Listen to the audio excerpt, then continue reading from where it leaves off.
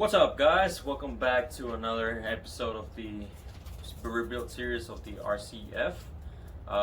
In today's episode, we're going to be working on changing the fluids. I'm talking about the coolant and the transmission oil, since it's built on my first startup of the RCF.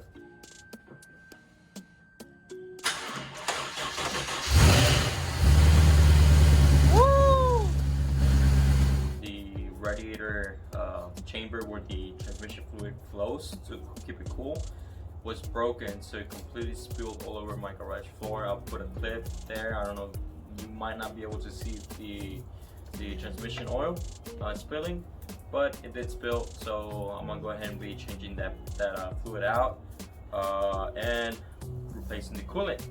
Now there's another part I actually have that I'm going to be replacing, which is the motor of the fan of the coolant. I'm sorry, of the radiator. That motor was no good, so I had to order a new one. So I'll be replacing that out. We're gonna be starting with removing the top cover, which is 2 screws here, 2 screws here. This pops out. As simple as that. Just make sure you put it to the side.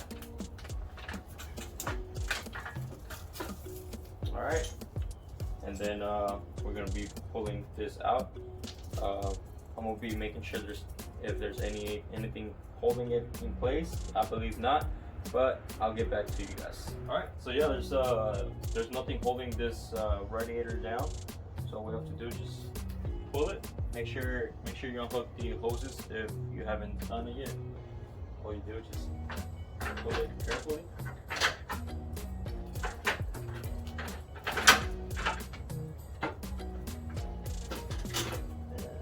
Go. We're golden. Let me put this aside.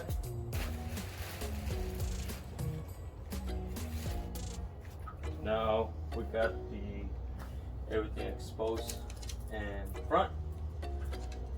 Now something I have to do first is remove the belt off the supercharger, because I need to turn on the car to run the transmission, just so I can get the fluid inside the transmission, and I don't want this spinning without any oil going to it, because this is a separate unit. It comes with its own oil, which I will be putting on once I receive the oil for the supercharger. So for this, it's a 2-man job. You have to pull the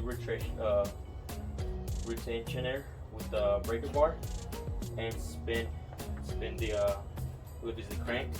You spin it while trying to remove this. So let me show you guys how you do that. So I just went ahead and removed the belt, but the easiest way to do it, you need 2 people. First person just has to pull this way clockwise, hold it while the second person removes it from the top. Okay, and it's just simple as that. Not to put it on, you might need a 3rd person, but I did it with 2 people. All you have to do, just have the second person hold this tensioner, and before you release it, be careful not to release it. Let it go, because you can hit this and maybe dent something. But just probably get a 3rd person, crank this, and let the pulley align itself over here. I will show you guys after, but that's to take it off. It's super simple. All right, let's get started with removing the motor out of the radiator. I have here the radiator and the motor. This is the motor I was telling you that's broken, and that's my used one. Now to remove this part, it's pretty simple. Excuse the sneezing, but all you have to do is just pull this and that, and it should come out. Let me see. Let me do it with one hand. It's a little complicated. Let me actually put it in a stand. Okay, so as I mentioned, just pull this, pull that, and pull this side, pull it apart, and as easy as that. Okay, make sure as the moment you pull that to the side, you pull this up, because it locks in down there. You don't want to break any tabs down there. So let's go ahead and get started with removing that. Comes out.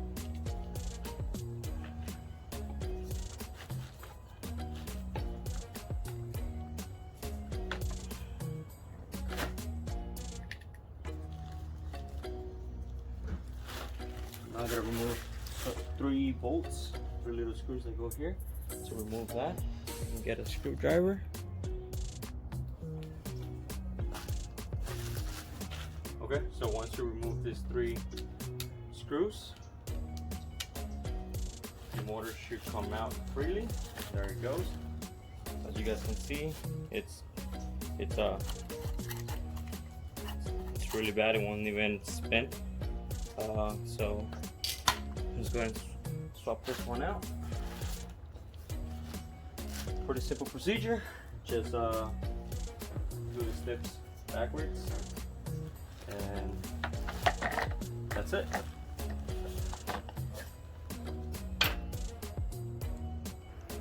All right, we're gonna put the fan back in place.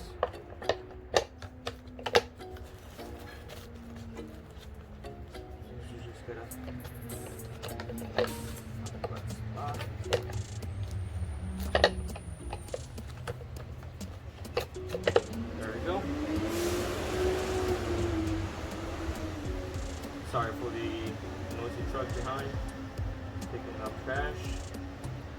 Just gotta tighten this, tighten it up. There we go. Oops, you don't want to strip it. So that's good enough. Now let's put everything back together and work on getting the coolant and transmission oil in there. Something I want to do before I go ahead and start the car, I want to go ahead and remove the intake, clean it out, because where they worked on it, they removed some covers that had to prevent dust and like paint that were painted to go in there. So all I'm going to do is just remove the intake, clean it out, make sure that there's no dust or any particles in there that might harm the engine or the supercharger. And then once I get that cleaned out, we're gonna go ahead and lift up the car, turn it on, make sure it runs through its gears. Of course, with the radiator on, and get the fluid, get the transmission fluid on. So let's get started with removing the intake. So I just went ahead and removed the piping for the supercharger, the intake. As you can see, that's what I'm talking about. It's super dirty. So I'm just gonna go ahead and clean that off with a clean rag and reinstall everything. All right, guys. So I went ahead, lifted up the car and jack stands, put it all around to even out the car since I need to drain the transmission oil. Went ahead and put the radiator. I haven't. I'm gonna be removing this also because I need to put the belt on the supercharger. But right now, just so I can run the transmission oil. And I don't think actually I'm gonna be removing this anymore. So this is gonna stay in there. I think I can still access the pulleys back here. It's gonna be good. Everything should be good. Let's. I'm gonna take you underneath to show you how to drain the transmission fluid. So let's get started with that.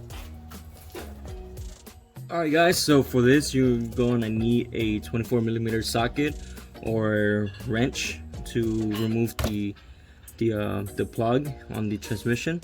All you have to do is pull this, well, for mine was pull, and then get the socket in here. It's really deep in here. Let me show you guys. It's gonna be on the driver side.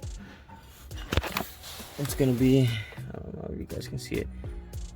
Yeah, it's gonna be in there. That's the socket where it's gonna be in there. So make sure you get something that fits. Lefty loosey, get it removed, and then get started with the transmission. Pumping the transmission on. I'm gonna post a fellow YouTuber. He shows exactly how to do this, so I'm not gonna go on step by step. I'm just gonna let you guys see how I do it. All right, let's continue with that.